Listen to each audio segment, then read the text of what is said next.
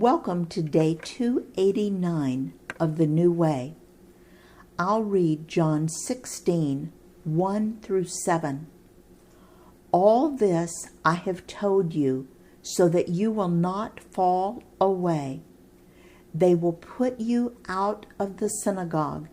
In fact, the time is coming when anyone who kills you will think they are offering a service to God.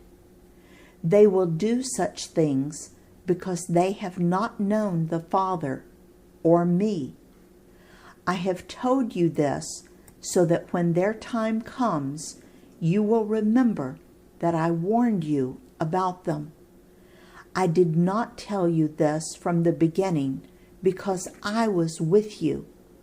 But now I am going to him who sent me.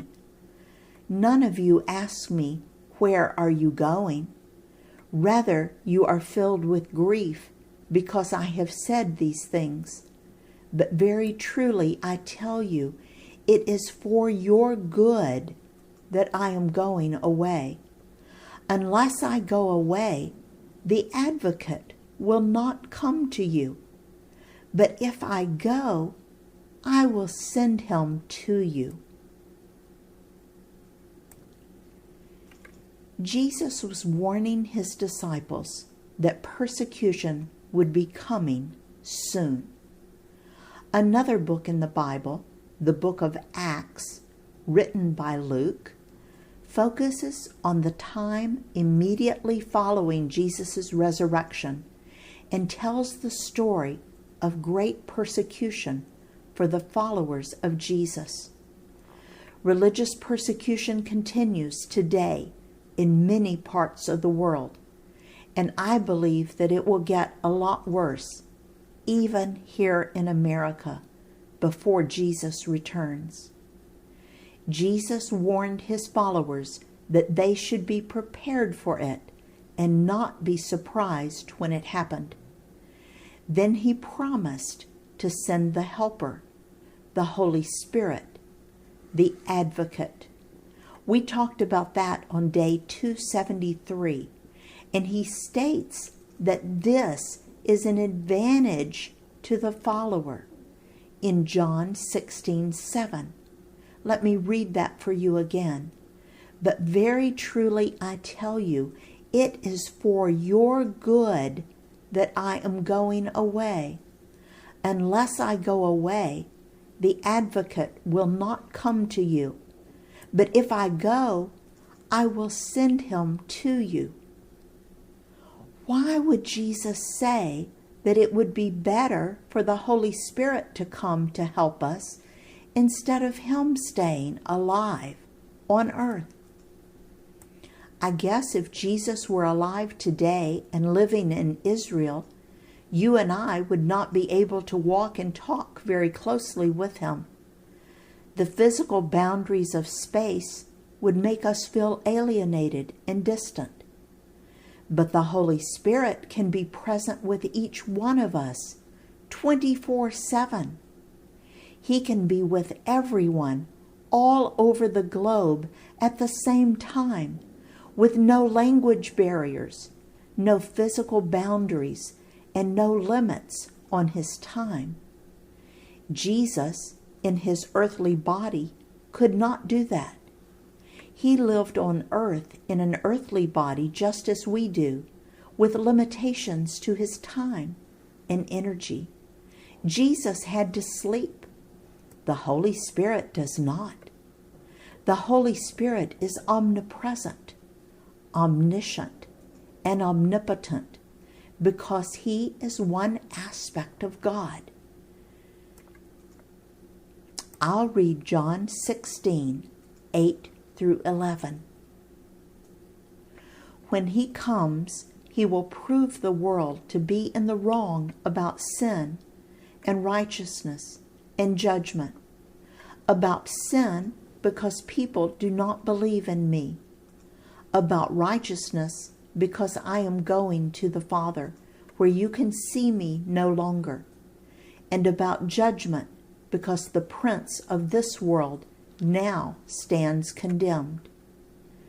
We usually think of the Holy Spirit in terms of what He does for followers of Jesus.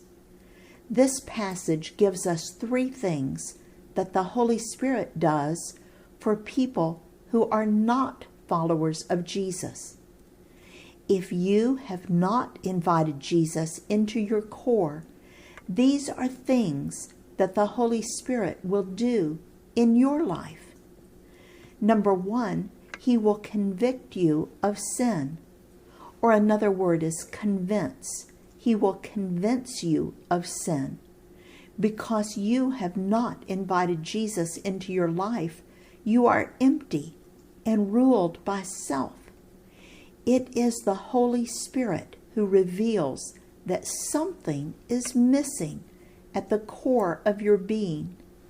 This may cause you to begin seeking and searching for truth. You may search in all the wrong places, but that drive to fill the emptiness is powered by the Holy Spirit. Number 2, the Holy Spirit will convict you concerning righteousness. In Romans 1:18-20, we learn that God places a knowledge of Himself inside every person. The Holy Spirit fans that spark, reminding you that you are a created being in search of your Creator. There is a yearning for righteousness and good, and you may find yourself very attracted to people who are followers of Jesus. And the third one is this: the Holy Spirit will convict you that judgment is coming. The Holy Spirit is the one who reminds you that rejecting Jesus comes with a very high price. And after death comes the judgment. You may become very aware of your own mortality. You may experience sleeplessness or anxiety regarding your sin. In the book Experiencing God by Henry Blackaby and Claude King, I found a list of things that only God can do.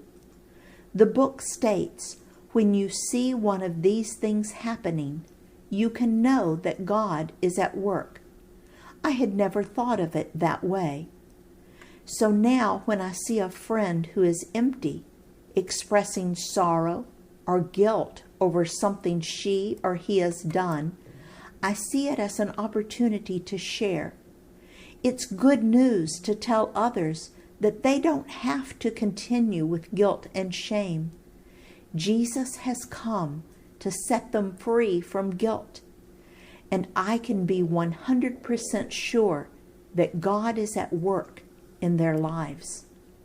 Or when they express that empty feeling, I know that the Holy Spirit is at work, and I can speak boldly about the one who is able to fill them up.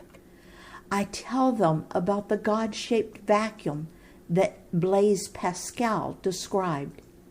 Nothing fits except God. But there's another benefit mentioned in this passage. We are not responsible to convict or convince anyone, or to make them feel badly about being empty. That's the Holy Spirit's job. Our job is to be there and to be ready to point them to Jesus when we see the Holy Spirit working in their lives. In His service, Dale.